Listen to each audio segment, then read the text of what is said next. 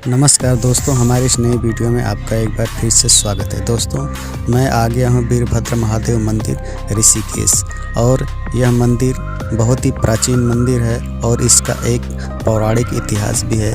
आइए जानते हैं यह मंदिर इतना महत्वपूर्ण क्यों है। दोस्तों, यह मंदिर ऋषिकेश से 6 किलोमीटर दूरी पे है। आइए जानते हैं इस मंदिर का पौराणिक इतिहास क्या है।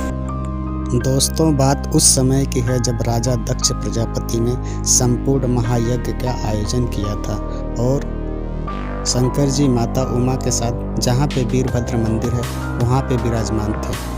आकाश मार्ग से कुछ देवी देवता राजा दक्ष के यज्ञ में सम्मिलित होने जा रहे थे। माता उमा को यह बात पता चली तो वह शंकर जी से कहने लगी कि पिता के यज्ञ में हमें भी चलना चाहिए, लेकिन शंकर जी को निमंत्रण नहीं था, इसलिए शंकर जी ने वहां जाने से मना कर दिया। उमा के आग्रह पर 2 गणों के साथ माता उमा को वहां जाने की आज्ञा दे दी। उमा अपने पिता के घर पहुंची और वहां पर पति का सम्मान न पाकर आत्मदाह कर लिया। जब शंकर जी को गणों द्वारा यह सूचना मिली तो उन्होंने क्रोधवश अपनी जटाओं से वीरभद्र की उत्पत्ति की और राजा प्रजापति दक्ष का यज्ञ विध्वंस करवा दिया और वीरभद्र पुनः शिव जी के शरीर में समा गए। तब से इस जगह का नाम वीरभद्र पड़ा। दोस्तों, यह शिवलिंग 2 हिस्सों में है। एक हिस्सा वीरभद्र जी का और एक हिस्सा महादेव जी का। दोस्तों, इस घटना के बाद बहुत सारे गण आए और उन्होंने यहाँ पे जगह जगह शिवलिंग स्थापित कर शंकर जी की पूजा अर्चना की।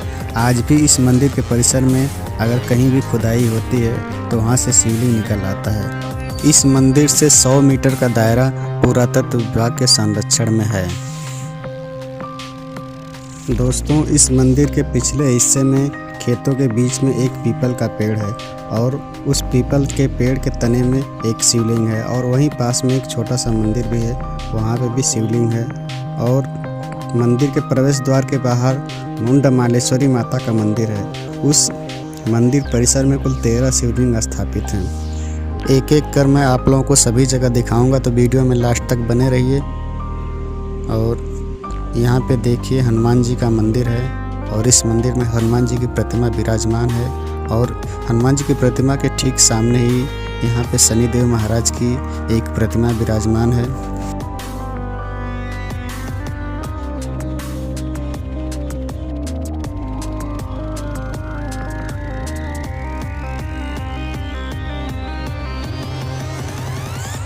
और यहाँ पे शंकर जी की भी एक प्रतिमा लगाई गई है। दोस्तों, इस मंदिर से कुछ ही दूरी पे माँ गंगा भी बहती हैं।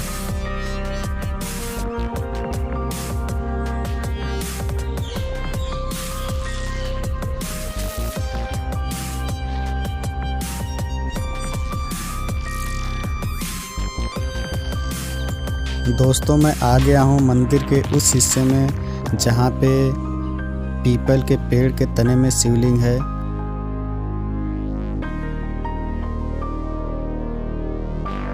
तो चलिए मैं आप लोगों को दिखा देता हूँ। देखिए, यह पेड़ है और इसी पेड़ के तने में शिवलिंग है और सामने वीरभद्र जी का मंदिर है। और देखिए, यहाँ से आप लोगों को शिवलिंग दिखाई दे रहा है। मैं अंदर भी चल के दिखाऊंगा। और यहाँ पे छोटा सा जो मंदिर दिख रहा है इसके अंदर भी शिवलिंग है, तो मैं दोनों को एक एक करके आप लोगों को दिखाऊंगा। तो चलिए मैं आप लोगों को लेके चलता हूँ इस पेड़ के तने के अंदर। और देखिए, मैं आ गया हूँ पेड़ के तने के अंदर और इसके अंदर शिवलिंग स्थापित है। और इस पेड़ के तने के अंदर इतनी जगह है कि इसमें 5 से 6 लोग आराम से खड़े हो जाएंगे। और इसमें आने जाने के लिए रास्ता भी है। यहाँ पे पूजा अर्चना भी होती है, तो आप जब भी आएँ तो यहाँ आना ना भूलें। और यहाँ पे देखिए जो छोटा सा मंदिर है इसके अंदर भी शिवलिंग है।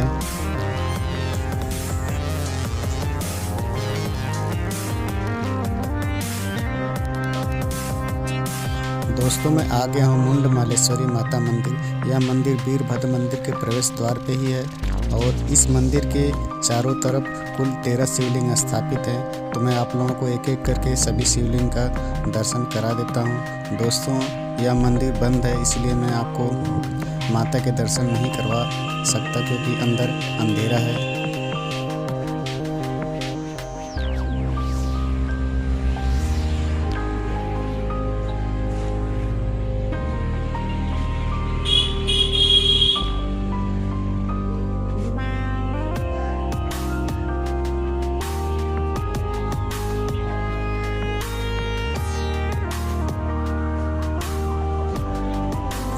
दोस्तों, वीरभद्र महादेव मंदिर का यह वीडियो आप लोगों को कैसा लगा कमेंट में हमें ज़रूर बताइएगा। अगर हमारा वीडियो पसंद होगा तो हमारे वीडियो को लाइक और हमारे चैनल को सब्सक्राइब करिए और साथ में बेल आइकन भी दबा दीजिएगा ताकि नई वीडियो की नोटिफिकेशन आप लोगों को मिलती रहे। वीडियो पूरा देखने के लिए आप सभी का बहुत बहुत धन्यवाद। नमस्कार।